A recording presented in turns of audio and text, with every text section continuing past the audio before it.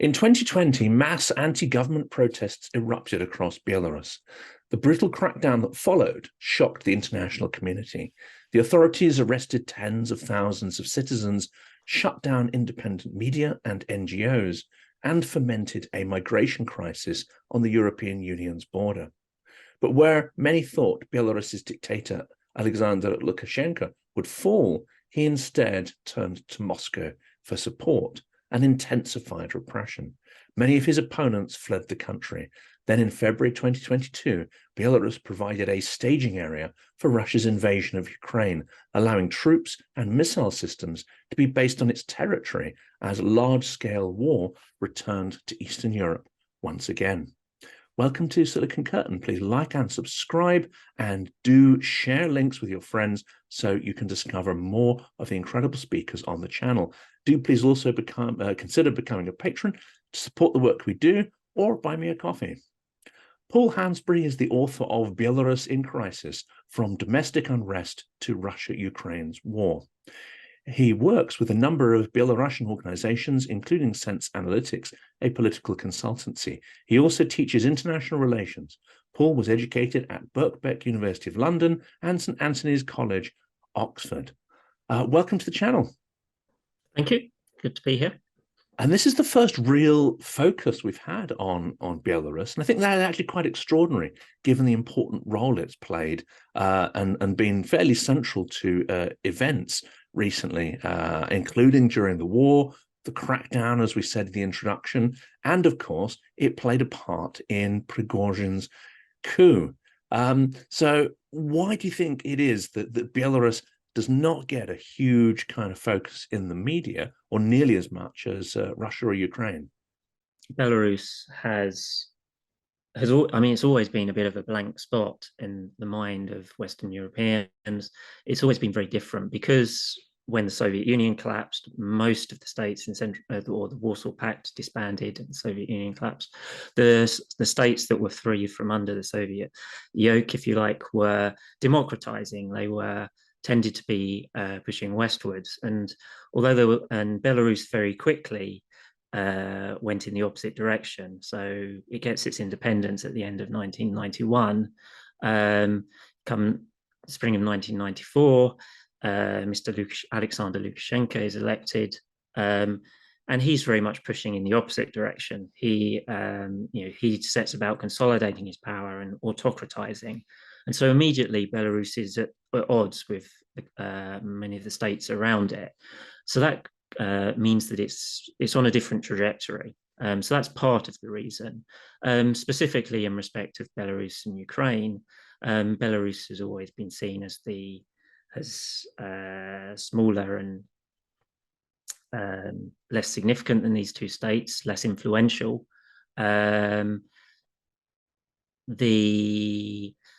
It has tended to crop up in the news when bad things have happened. It got a lot more attention in 2020, but come 2022, when Russia invaded Ukraine, resources and attention were switched to that, which was the pressing problem. So it's a curious lacunae, I suppose, in the mindset of much of Europe, because Belarus is important. It's important for Russia because Russia is the largest part of the territory between Russia and its Kaliningrad exclave, and it's important for Europe as well, because there is this notion of states learn from one another, and particularly at a time when we see an increasing number of turn towards autocracy, then Mr. Lukashenka, who has been in power for just coming up for 30 years now, prospective autocrats might think there's something to learn from him, yeah, so the worrying thing is that some people may want to mimic policies that he has pursued and which have worked for him. So I think that's why it should be more important, as well as why it is overlooked often. That's an interesting topic there, because we did discuss this authoritarian learning with Professor Stephen Hall, so Dr. Stephen Hall rather. So that was absolutely fascinating. I think that's a really interesting point to dig into. Now, prior to the mass protests, and that's, as you say, people will notice Belarus when something is happening, and usually it's something bad. But the mass protests that were being suppressed, prior to that, could Lukashenko exert a certain amount of independence? At some point, he was even critical of Moscow. But after the suppression of the riots, where he needed Moscow's support and assistance, is he far more tied into the Russian system? How much independence does he actually have at this point? So it's a tricky question to answer with a high level of confidence. On the one hand, so traditionally, Lukashenko was seen as someone who played different parties off against one another. Belarus was always tied economically and politically to Russia a lot more than to any other states. But when there were periods of thawed relations with the European Union, for example, the Lukashenko regime was able to leverage that as a way of countering Russia's influence in the country. It also increasingly used China in the same way, or tried to use China in a similar way.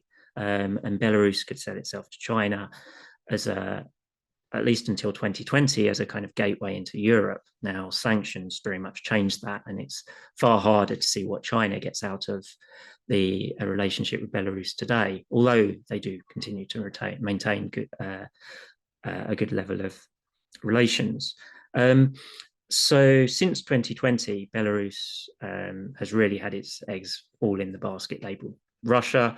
As you mentioned in the introduction, Russia helped Lukashenko to survive the uprising of 2020. Russia sent security advisors to Minsk.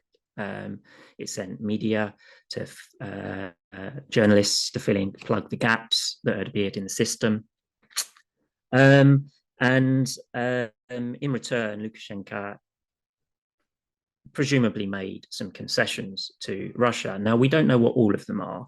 We know that Russia had been putting a lot of pressure on Belarus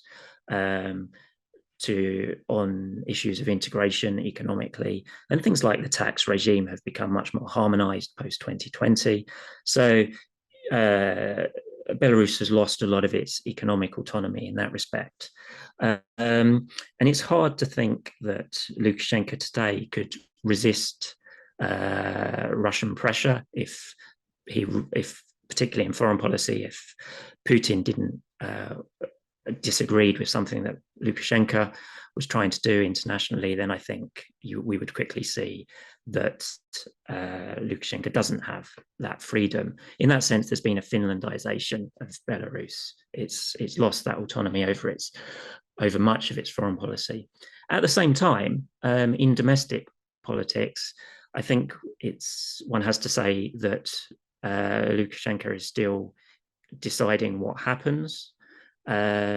He may be doing that at Putin's indulgence, but at the moment, I think it suits Putin just to keep a pliable leader in place in Belarus and to turn a blind eye to, or to allow him to think that he is free to do what he chooses. There was this famous incident in 2021 when the Ryanair passenger plane was brought down to land by the regime, so that the Belarusian authorities could take a dissident on board off and arrest him. And they also arrested his girlfriend on the flight, who was a Russian citizen. And it was quite interesting that Russia didn't get the Russian citizen back right for a long time, which suggests that Russia isn't free to just dictate what Lukashenko does, that Lukashenko does retain some level of autonomy. But then again, the security services of both states seem to have a certain freedom to operate on the territory of the other. So it's a really tricky question to answer. I think Lukashenko does retain autonomy in domestic politics, but when it comes to international relations, it's far harder for him to act freely and independently. And that's an interesting point. So you mentioned the security services there and a certain interchangeability. How similar is the overall structure of the state and the sort of security organs? So we include here the sort of Siloviki, secret services, the power vertical, the large bureaucracy, systematic thieving and corruption, and of course, the propagandists who hold it all together. How similar are the two sort of structures of the Russian and the Belarusian states? So I suppose the slightly boring opening line to that is that there are similarities and differences. After coming to power in 1994, Lukashenko set about centralizing the authority in his own hands and consolidating his power, which is in many respects what Putin did when he came to power 7 years later. And so it's become both fairly personalist regimes. I would say the Belarus regime is a more highly personalist one than Russia. The main reason for differences between them, I suppose, is just the mere scale of Russia means that Putin cannot control his state the way that Mr. Lukashenko can. And perhaps Putin probably over the years has envied Lukashenko for that, though in turn Lukashenko will have envied the resources at the disposal of Putin. So the security services are very important. The Siloviki, as you mentioned. Lukashenko has his inner circle, like Putin has his inner circle. He has an array of security agencies, sort of all competing with one another to ensure his own survival. I think he's far less dependent on other bodies. Belarus, everything the action is in the president's administration, which is a very small core, and it really controls everything that goes on.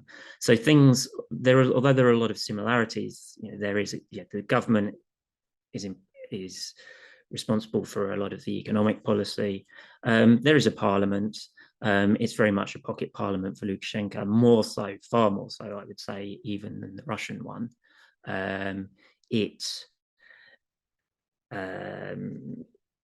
It doesn't, if things that you would think a legislature would be doing, legislative initiative, for example, tends to actually rest with the president's administration and the government. It doesn't really happen in the parliament. The parliament plays a role, I suppose, in dealing with constituents, but mostly it is a rubber stamp parliament. Unlike Russia, so whereas in Russia political parties were allowed to some extent to exist, even the fact that Putin has had his own party, Единая Россия, United Russia. Lukashenko never went in for that. He never liked political parties. Now that over the very recently, there's been a lot of rejigging in the political system. So there were never any oppositional parties in the parliament. He preferred to have a loyalist faction within the parliament among the MPs. There is now just been this big re-registration process this year, which has seen any oppositional party, they're obviously not registered. They have the last parties that had any semblance of disagreements with Lukashenko, they weren't in the parliament anyway, but they existed in the country. They now don't. There are 4 political parties that have been registered. One on the left, Communist Party, one on the right, Liberal Democratic Party. You'll notice immediately that these are very similar in names to parties that exist in Russia. And then there's 2 more centrist parties, a Republican Party for Labour and Justice, and Belarus, which is this, I mentioned this sort of loyalist faction within the parliament. So that has now been registered as a party, something that Lukashenko resisted doing for a while. So that's the kind of equivalent of Единая Россия, United Russia. So the parliament there is a bit different. He's also another institution that exists in Belarus that doesn't exist in Russia, doesn't have an equivalent in Russia, is that there's something called an All Belarusian People's Assembly, which the power of which has varied over time. It's again been rejigged post 2020. And we also get to see a sense of how significant this is next year, I suppose. Next year, there will be parliamentary elections in February. And that will give us a sense of where the political system is going. Lastly, on the question, the other thing that you have in Russia is the oligarchs are very powerful. Lukashenko has tried to present Belarus as not being an oligarchy. Now, like anything that comes out of Lukashenko's mouth, or many things that come out of Lukashenko's mouth, there's a grain of truth in it. Because one of the big differences of Belarus compared to Russia or Ukraine is that there was no mass privatization in the 1990s. The state kept control of the big industries, the big enterprises. So you didn't get that emergence of independent oligarchs. But that doesn't mean that there aren't very rich people in Belarus. There are. If you look at US sanctions lists, they have sanctioned people. They tend to call them Lukashenko's wallets, or they do call them Lukashenko's wallets. There is a big industry in Belarus is tobacco. There is Lukashenko's tobacco wallet, by which the US administration means someone who is using the proceeds, running the enterprises, using the proceeds to help fund the regime. There is someone identified as the energy wallet. Belarus has capitalized over the years on refining Russian oil. It has 2 large oil refineries. And there's a construction wallet as well, because the construction industry was booming in Belarus for a long time. Although, given the demographics, that's sort of come to an end. That's fascinating sort of details there, and it's interesting, isn't it? There's rejigging, as you said, but when you compare it to the changes that have been taking place over the same 30-year period in Ukraine, fundamentally, there's a huge difference in scale and tempo, of course, of change. Why do you think that Maidan succeeded to an extent in Ukraine, and they're able to prevent a slide into authoritarianism when Belarus attempted to remove Lukashenko and the regime? It did not work. Do you have any idea of why one country was able to successfully to resist? And there was a lot of violence, obviously, a lot of pushback from the regime, which ultimately failed. In Belarus, the state remained intact, and the Siloviki triumphed. I suppose there are 2 things that spring to mind to answer that question. One is to think about the state of the health and state of civil society in the 2 countries, and the second is to look at what's happening within the elite themselves. So traditionally in Belarus, Lukashenko has not given much air to the civil society. Now, that did change a little bit between 2014 and 2020. That was a period following Russia's annexation of Crimea. The EU rewarded the Lukashenko regime, for not recognizing Russia's annexation, de jure at least, and trying to keep Belarus separate from Russia. The EU and the US lifted most of the sanctions that had been on Belarus until that time. So sanctions had been on Belarus because of crackdowns on previous elections. So there's a pattern when elections happen in Belarus. people who tried to stand against Lukashenka end up in prison. On one occasion, 7 when the opposition didn't unify behind the candidate and there were lots of names on the ballot paper, they all, or nearly all of them, end up in prison afterwards.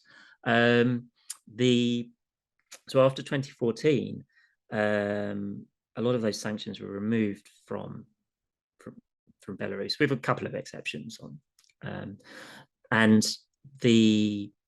as part of that, foreign relations between Belarus and the West, so-called, civil society did benefit from that. We did see a proliferation of NGOs, independent media, many of which would then be quite integral to what happened in 2020. For example, there was an operation, although it wasn't in Belarus, an operation called Nektar, sort of spelled Nexta, which was a YouTube channel and a Telegram channel.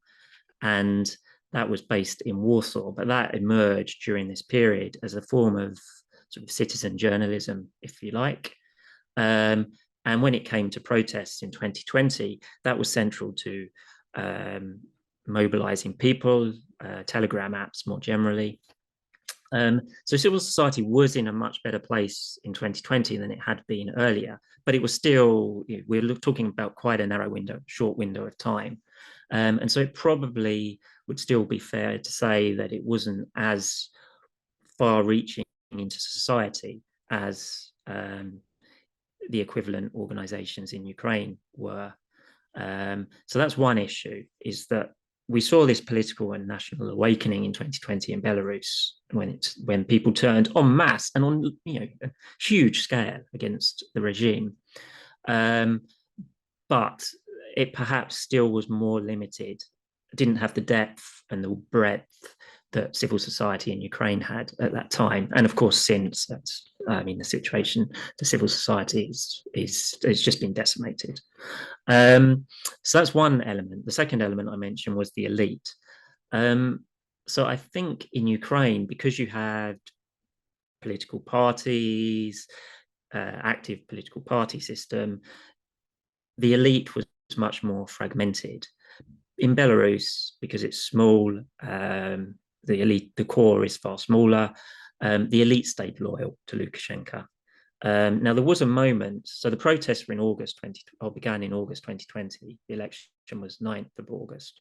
In fact, there had been protests through the summer, but after 9th of August, when there were people go en masse to the streets, at that point, there was a chance, was the elite going to split? Now, it didn't. Part of the reason ultimately is that Russia did step in and back Lukashenka. There was a few weeks when it wasn't clear that Russia was supporting Lukashenka, incidentally. If the elite had fractured in that period, then maybe things would have been different. But once Russia had Lukashenka's back, I think the elite knew that there was little point jumping ship. And at that point, the protests started to dwindle in size. The talk at that time among the opposition was, well, winter's setting in. We know that protests will get smaller, but hopefully in the spring they will revive. Sadly for the opposition, that didn't really happen. And as you know from mentioning Ukraine, actually protests can go through the winter. They did in Ukraine. So the fact that the protests had sort of dwindled due to lack of success, I suppose, it was then hard to see it reviving at that point in time. And did they also perhaps lack the mass? Because one of the important things about Maidan was, one, these incredibly harsh conditions through the winter, but you had this, I would say, sort of upswing in civil society, people making food, soup, shelters. It really galvanized civil society to support people. And you had a massive numbers of people on the streets who were then able to meet, in some cases, violence with violence to stop the Berkut, the feared security services, really, carting off enough people to, limit it down below the critical threshold of the protests. In Belarus, they seem to be far more effective and even more brutal in rounding people up from the streets, their homes, picking people off in crowds.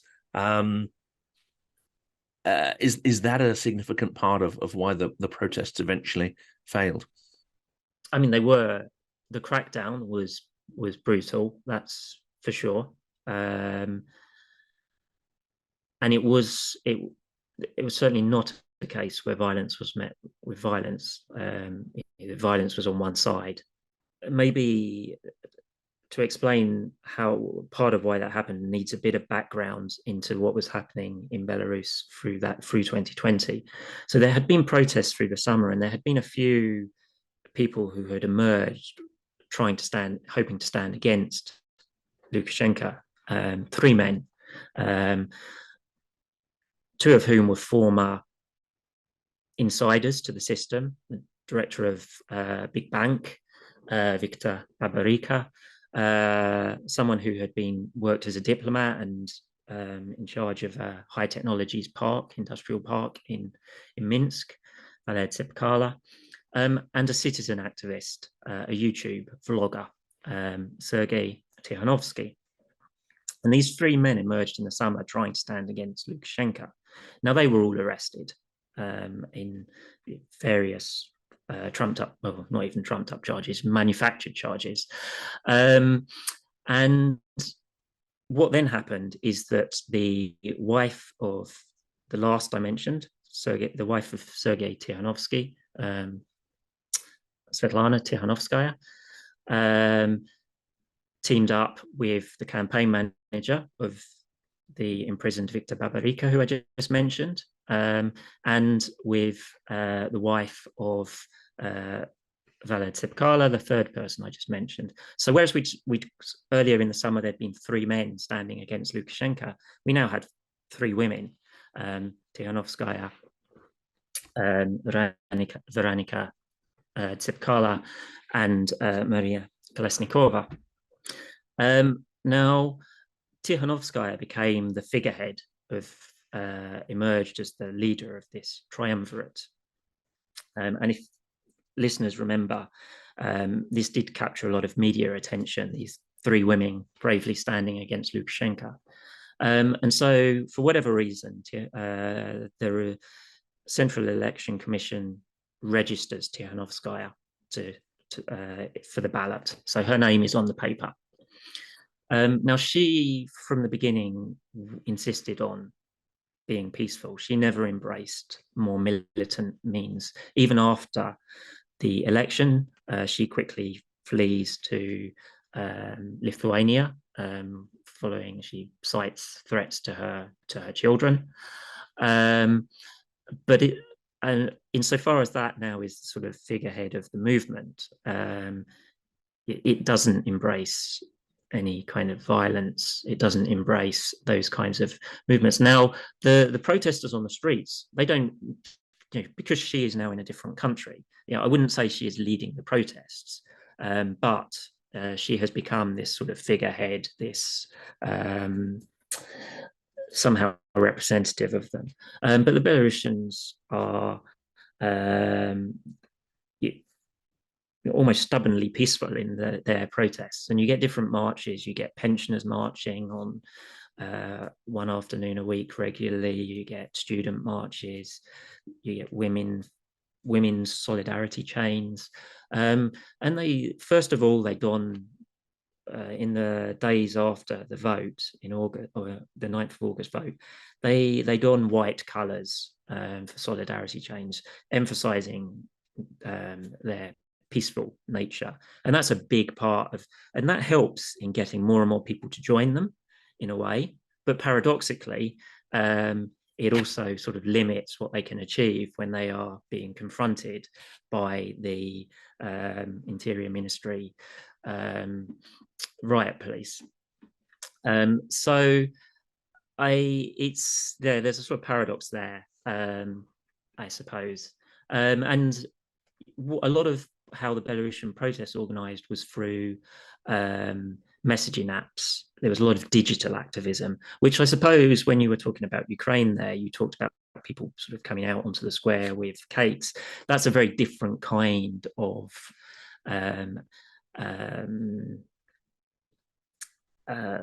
activity. I suppose it colors the protests in a different way.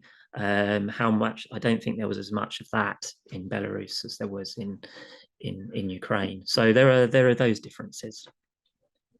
And then we fast forward. Lukashenko's back in control. There's lots of obviously talk about how brittle or fragile his regime is, but certainly he's back in command. He has his Moscow propagandists and media experts. He has the security forces, as you mentioned, sort of bolstering the regime and stiffening spines, let's say, amongst his own people. Then you have the Ukraine war.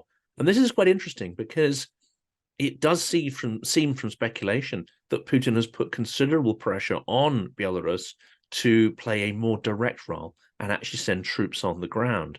But Lukashenko has resisted this. So has he sort of traded a certain part of independence to essentially turn Belarus into a sort of not an aircraft carrier, but basically a military base for Russia? But at the same time, he's been able to perhaps negotiate that his own people are not sent there. And what do you think is his thinking behind that? Does he fear, revolution and pushback if he sacrifices his own population in the, frankly, brutal war in Ukraine? Yeah, so it's a fascinating question, and I suppose what I would say is that, partly it harks back to your question earlier on about how much independence Belarus has from Russia today. I think you're right. Russia has put some pressure on Mr. Putin has put some pressure on Mr. Lukashenko to be more involved. Now that hasn't happened, so why is that? At the same time, Belarus is seen as this I'm sorry, I forget what term you just used, sort of, but part of an extension of Russia's military. Did you say aircraft carrier? Yeah, that's not quite the right phrase. More like a military base, isn't it? Okay. Yes, and Russia has used Belarus's territory liberally for waging its war, or did from the beginning. It has actually reduced quite considerably this year. So if listeners remember how the war began, so Russia was conducting military exercises with Belarus. Soyuzная решимость, Allied Resolve, they were called, and they were sort of over 10 days in February in 2022. They ended. So at this point, it might have been 30,000 off the top of my head, Russian soldiers in Belarus. And Belarusian officials have been insisting that these Russian troops, would return home after the end of the exercises. And then they didn't. They stayed for a few days, and suddenly Belarusian officials had to change what they were saying. And then on 24th of February, so it's a few days after the end of the exercise, Russia launches its large-scale invasion of Ukraine from the south, the east, and from the north in Belarus. And Russia is firing missiles from Belarusian territory. Belarus provides things like field hospitals, a lot of auxiliary services. Russian logistics are using the Belarusian railways for its supply lines, which, as a side note or a footnote, the Belarusian saboteurs disrupt. But so Russia is certainly using Belarusian territory quite extensively here from the beginning of its war. And so many people now see Belarus as this sort of extension of Russia's military effort. At the same time, as you say, Lukashenko doesn't commit his own troops. Well, how has he persuaded Putin, assuming that's what's happened, not to do it, not to allow him this freedom. I suppose there are two things to say. One is that it's doubtful that the Belarusian army could really add that much to Russia's military effort. Yeah, and I think Putin knows this. Belarus has about 47,000 serving military personnel, but not all of whom will be battle ready. And I don't think military analysts think that the Belarusian military is all that capable. So Putin probably has better options. The population in Russia is such that Putin could mobilize more people within Russia. Now, that might create problems for him, but he has other options. So there's that element. The second element is that public opinion in Belarus has clearly been against direct involvement in the war. Chatham House and something called the Belarusian Analytical Workroom have both done regular polling of Belarusians on the war, and actually something else called the Belarus Change Tracker as well has done polling. And the findings are quite consistent. Even among Lukashenko's supporters, you find as low as, I think it might be 11% of his supporters think that Belarus should commit its own troops to battle. If you get to, so generally you're finding figures like 3% on average across all of society. That's the Chatham House figure, I should acknowledge. The Belarusian Analytical Workroom that I mentioned had a slightly higher figure, but it's still in the single digits. So there's really no support for sending Belarusian soldiers. If you think that Russian soldiers didn't seem to know what they were fighting for at the beginning, morale among many of the troops sent in to Ukraine last February was clearly an issue. Clearly, these people, many of these soldiers, conscripts in some cases, didn't know what they were fighting for. Well, Belarusians have even less reason to believe what they're fighting for. So I think that does suggest that there's a chance of unrest in Belarus. At least that's what Lukashenko can sell to Putin, and he might be right. I think there's, given the scale of unrest that we saw 3 years ago, that dissatisfaction with Lukashenko can't have dissipated that quickly.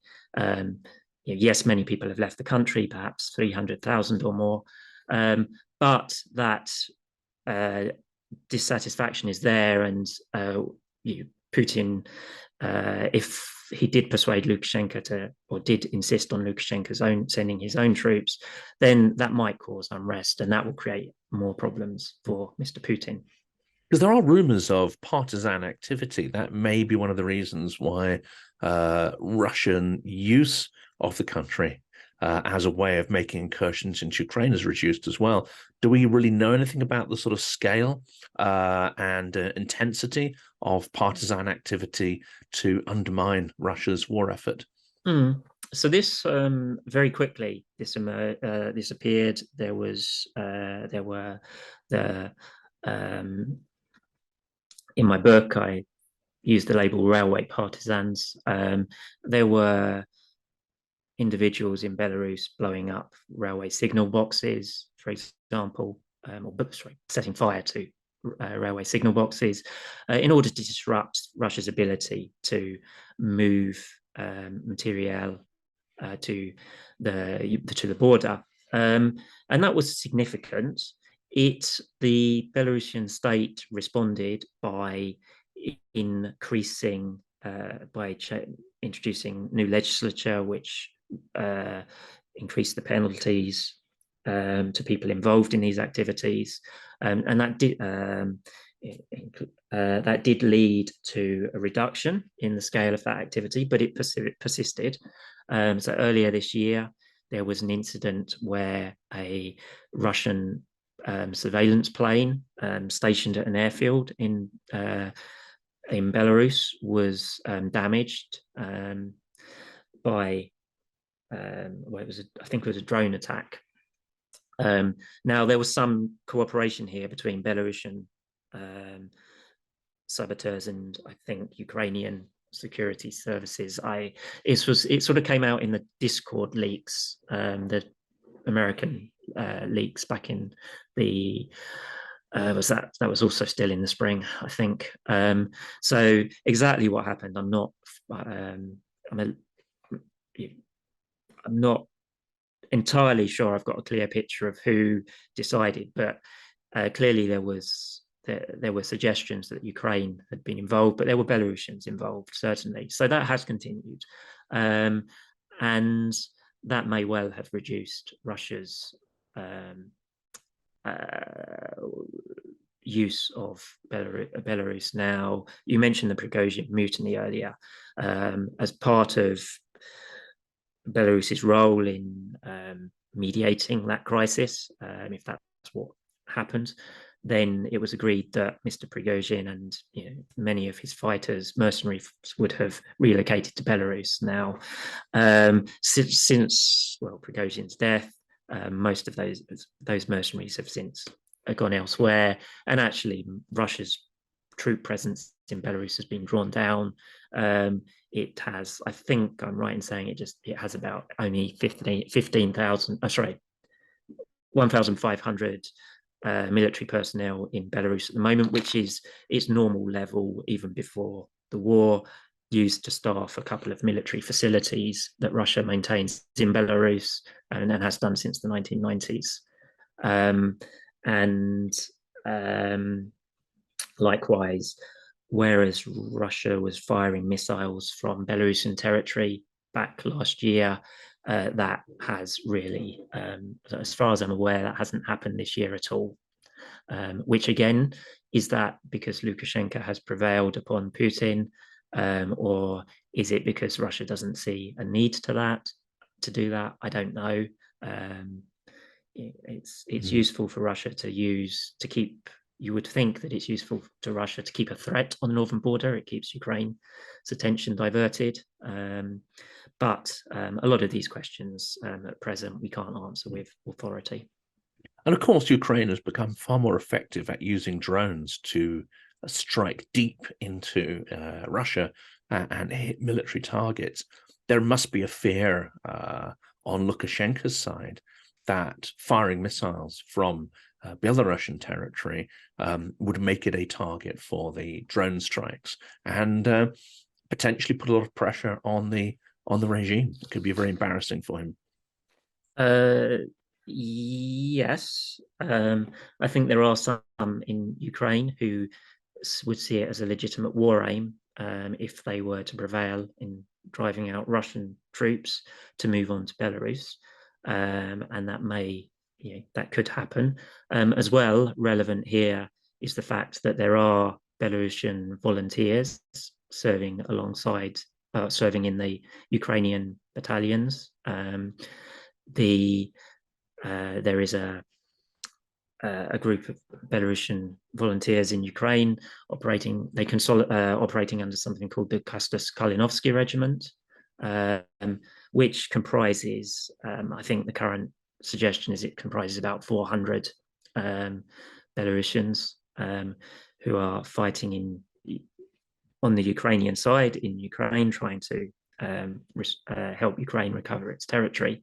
And their mission, their sort of slogan is the liberation of Belarus through the liberation of Ukraine. So they are clearly signaling that their goal is to drive Russian forces out of Ukraine and then take the fight to Lukashenko. So that's significant. And I guess their function within the Ukrainian kind of military effort should be kept in mind. They are volunteers. Their capability and professionalism is the level of their professionalism and capabilities is probably relatively small. I mean, they're not a professional army. That's not an insult to say that. They're involved in kind of auxiliary activities, as many volunteer units are in Ukraine, and they're not on the front lines particularly. So but they may be picking up skills in things such as you mentioned the use of drones. I think the Belarusian state is nervous about drone attacks. That was, as I mentioned, this incident at an airfield in Belarus back in the spring, where a drone attack on a Russian military surveillance plane, which was embarrassing for Mr. Lukashenka, incidentally, since he had tried to show Putin that he was a reliable ally and Putin could trust him and rely on him to keep things safe. And actually, this expensive piece of equipment was damaged. That was a dent in Mr. Lukashenko's prestige in Putin's eyes. And since then, there has been some legislative changes as well, I think, which have specifically been identified as concerns for drones. So there are rules on who can operate drones in Belarus. I would have to go and check exactly what the rule changes were, but it's not as easy today to fly a drone in Belarus as it was a year ago. Would it be going too far, maybe an exaggeration, to describe Belarus as something of an Achilles heel for Putin? Because if that regime were to fall, it is a certain linchpin in the system. And if it were to fall, it does provide an example for the Russian people in terms of toppling autocracy. Now, whether that's at all likely, I don't know. But surely it ought to be part of Ukraine's strategy to try and foment discontent, possibly even with the aim of toppling the regime, as that would not just be an embarrassment to Putin, it would be potentially seen as a huge security risk to the system of government that he's created. Yes, I largely agree with that. I think the reason we haven't seen that already is that Ukraine is fighting a war against the Russian military. It would prefer that Belarusian troops are outside of that war, notwithstanding what I said about the capabilities of Belarusian army. If Belarus was involved directly, rather than the sort of co-aggressor role that it has, then that would one can imagine that the Russian military would use Belarusian territory a lot more liberally to attack Ukraine. So I think the Ukrainian government's position has been to kind of try to keep a level of diplomatic relationship going with Belarus. At least it was for a long time after February last year.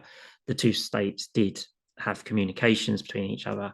If you remember back at the very, very, very early on after the February invasion, there were some short-lived peace talks between Russia and Ukraine, which took place in Belarus just across the border. I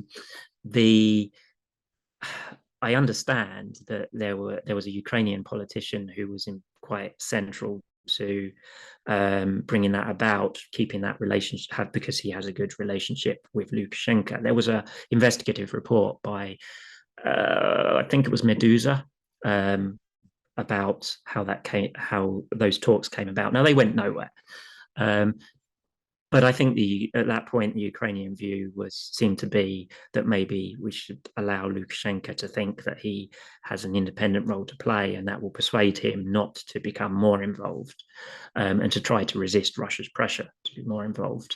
And that probably worked. If pragmatically, Ukraine is not going to be helped at this time by Belarus being directly involved. But yes, if we want to take a sort of democracy versus autocracy dichotomy, Putin's worldview seems to have been, at least if you believe his rhetoric, that if Ukraine or Belarus democratize, then that's a threat to him. He sees the Orange Revolution and the Maidan events as being orchestrated by the West. Now, this is a very simplistic viewpoint and not one that I would encourage anyone to buy into. But as a piece of propaganda, it sells well to Russians. And if you're selling Russian people that story, that should Ukraine fall, then we'll be next, they'll come after us, then it applies to Belarus. I think what sometimes people forget is that in 2021, Putin wrote an essay on the historical unity of Russians and Ukrainians, a notorious essay, which was very widely read in policy circles. But all the while, he was talking about three peoples. He was talking about Russians and Ukrainians, but Belarusians are there too. They are part of the triune Slavic family, sort of Russian Slavic family that he is writing about or was talking about. So yes, he will feel threatened by that. Although I suppose if I'm saying that I don't think that that's actually genuinely the case, then I suppose I have to say for consistency that it doesn't mean that it will bring troubles to Russia. But I guess it's an open question. Yeah, and it increases paranoia as well, of course, which is already, it seems, at quite a high level. Paul, that's been a fascinating dive into Belarus and some of the challenges there. It's a subject that I think, deserves a lot more attention. And I will put a link to your fascinating book in the description of the video so people can check that out. But thank you so much for sharing your insights and knowledge about the region with the audience today. Thank you. You're welcome.